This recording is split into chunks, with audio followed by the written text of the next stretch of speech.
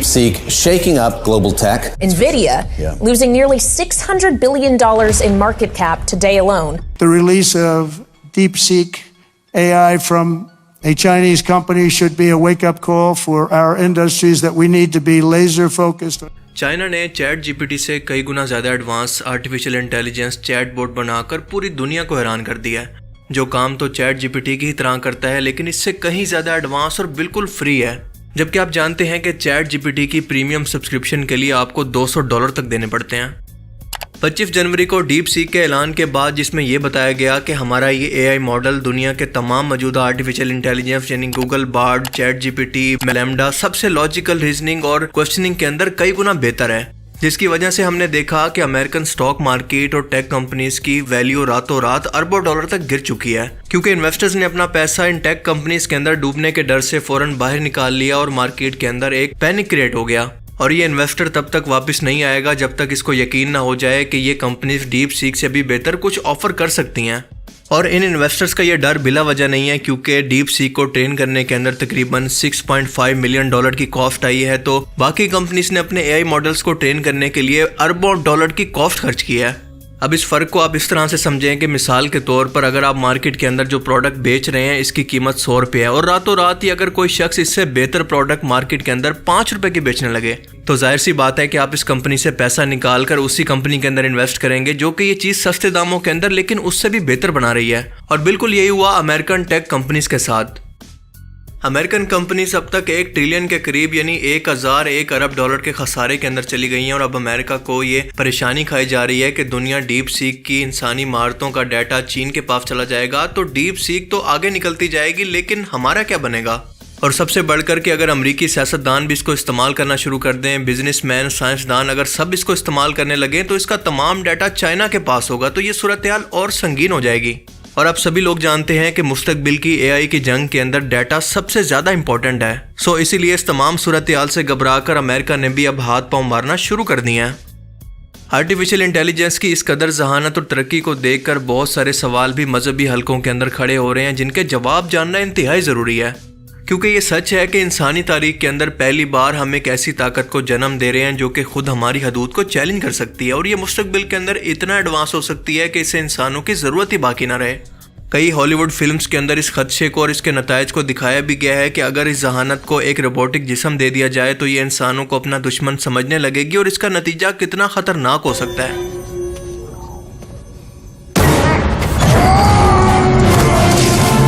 How could you be worthy? You're all killers. I was tangled in.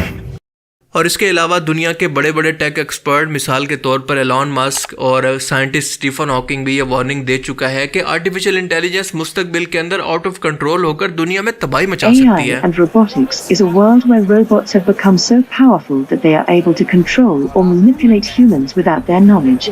पर ये कितना सच है, क्योंकि आहिस्ता आहिस्ता हम इसकी स्किल्स को और जहानत को एडवांस लेवल पर जाता देख रहे हैं, जो कि इस वक्त भी एक आम इंसान की सोचों से तकरीबन 90% तक ज़्यादा एडवांस है। और जाहिर है कि हर समझदार और गौर व फिक्र करने वाला शख्स खुद से ये सवाल करता है कि क्या ये ताकत मुस्तकबिल के अंदर सिर्फ टेक्नोलॉजी तक महदूद रहेगी या फिर एक दिन ये इंसान की रूहानी और मजहबी शख्सियत को भी निगल लेगी। खास तौर पर इस्लाम जैसे दीन जो कि अकीदे, इबादत और इखलाकियात पर जोर देता है, क्या वो इस तब्दीली के अंदर पीछे रह जाएगा? क्या अगर कभी ऐसा हो कि आर्टिफिशियल इंटेलिजेंस इस लेवल पर पहुंच गई जिसको हम जनरल एआई कहते हैं और ये खुद को ही अपग्रेड करने लगे, खुद से ही अपनी नकल तैयार करने लगे, तो क्या इंसानों को किसी मजहब की ज़रूरत बाकी नहीं रहेगी? क्या हमारी नस्लें कुरान पाक पढ़ने की बजाय एआई को अपना रब समझने लगेंगी? आए ज़रा इन तमाम सवालों के जवाब जानने की कोशिश करते हैं।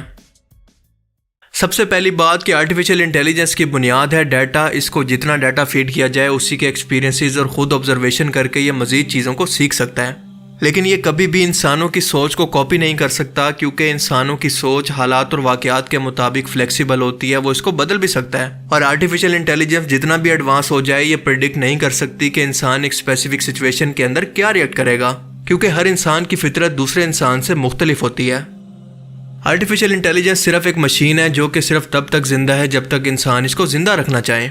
अगर ये मशीन खुद भी सब कुछ संभालने लगे तब भी इसके अंदर शऊर नहीं है कि खुद के वजूद से मुतल्लिक अवेयर हो, यानी वो फ़र्क जो कि इंसानों को जानवरों से मुख्तलिफ करता है। जो मशीन अपने खुद के वजूद के मुतल्लिक अवेयर नहीं है वो इंसानों की हमेशा मोहताज ही रहेगी। اور انسان ان کو اپنے فائدے کے لیے صرف اتنا ہی استعمال کرے گا جتنا اس کی ضرورت ہوگی۔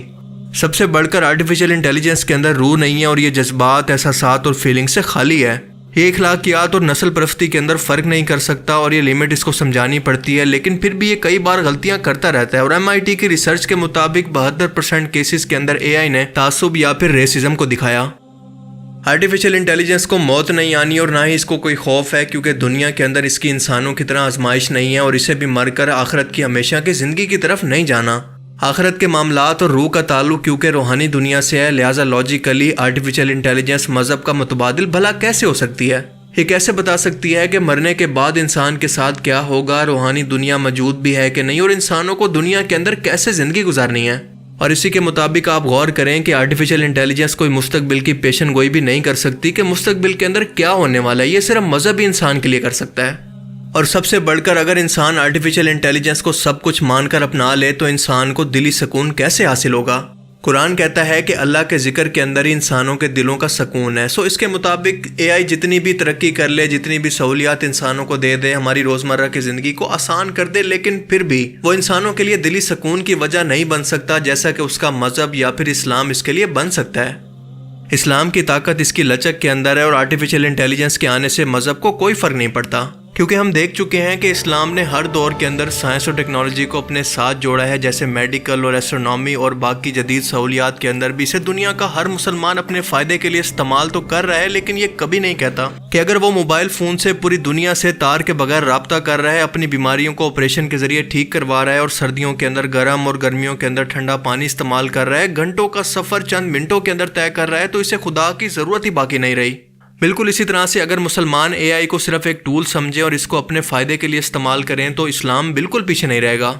انفیکٹ مستقبل کے اندر یہی آرٹیفیشیل انٹیلیجنس اسلامی تعلیمات کو پھیلانے کا ذریعہ بن سکتی ہے۔ مثال کے طور پر قرآن کی تفسیر سیکھنے کے لیے، نماز کے اوقات کار کی پابندی کے لیے یا پھر اسلامی AI کے لیکچر سننے کے لیے، بس شرط یہ ہے کہ یہ آرٹیفیشیل انٹیلیجنس اخلاقیات پر مبنی ٹیکنالوجی انسانوں کی غلام نہ بنے۔ دیکھیں، مذہب صرف عقیدے کا نام نہیں ہے بلکہ دل کی زبان ہے، اور دل تک پہنچنا AI کے الگوریدم کی بات نہیں ہے۔ 2022 کے اندر UAE کے اندر ایک ٹرائل کیا گیا اور شہری سوالات کے AI سے جواب لینے کی کوشش کی گئی، لیکن علماء کرام کا کہنا تھا کہ فتویٰ دینا صرف علم کا نہیں بلکہ تقویٰ کا معاملہ ہے، اور یہ بھی کہ علماء کرام انبیاء کے وارث ہیں۔ تو سوال یہ ہے کہ کیا مشین کبھی کسی انسان کی وارث بن سکتی ہے؟ مسلم سائنسدانوں نے تقریباً آج سے 1000 سال پہلے AI جیسے تصورات پیش کیے تھے، کیونکہ الجاخت نے اپنی ایک کتاب الحیوان کے اندر AI جیسی مشینی سوچ پر بحث کی تھی، اور آج ہم قرآن کریم کی اس آیت کی تفسیر کر سکتے ہیں کہ جتنی طاقت ہو تیار کر لو۔ تاریخ گواہ ہے کہ انسان نے آگ سے لے کر انٹرنیٹ تک ہر ایک ایجاد کو اپنے عقائد کے ساتھ جوڑا ہے۔ آرٹیفیشیل انٹیلیجنس بھی ایک آزمائش ہے جس کے اندر انسان کے مذہب کا سروائیو کرنا انسان کے انتخاب پر ڈیپینڈ کرتا ہے کہ وہ اس کو کیسے استعمال کرے گا، کیونکہ مسئلہ اس دن کھڑا ہوگا جب تمام مسلمان اس کو اپنا مفتی اعظم بنا لیں گے۔ اسلام کی تعلیمات کے مطابق اللہ کی ذات ہی حقیقی طاقت ہے اور کوئی بھی ٹیکنالوجی اس کی مقرر کردہ تقدیر کو نہیں بدل سکتی۔ آرٹیفیشیل انٹیلیجنس آج کے ٹائم کے اندر ایک آزمائش بھی ہے اور موقع بھی۔ قرآن کہتا ہے کہ بتاؤ تو کیا جاننے والے اور نہ جاننے والے کیا برابر ہو سکتے ہیں؟ آرٹیفیشیل انٹیلیجنس ہمیں علم تو دے سکتی ہے، لیکن حقیقی علم وہی ہے جو کہ ہمیں اللہ کے قریب کرے۔ اگر ہم اسلام کو سمجھیں اور آرٹیفیشیل انٹیلیجنس کو ایک خادم کی طرح استعمال کریں تو یہ ٹیکنالوجی ہمارے ایمان کو مضبوط بنا سکتی ہے، ورنہ فیصلہ آپ کے ہاتھ میں ہے۔ مجھے امید ہے کہ آج کی اس ویڈیو سے آپ کو بہت کچھ نیا جاننے کو ملا ہوگا اور یہ ویڈیو آپ کو پسند آیا ہوگا۔ اگر یہ ویڈیو آپ کو اچھا لگا تو اسے لائک کیجئے، اور اب میں ملوں گا آپ سے ایک ایسی ہی نئی انٹرسٹنگ ویڈیو میں۔ تب تک کے لیے اپنا بہت سا خیال رکھیے گا۔ Thanks for watching this video. اللہ حافظ۔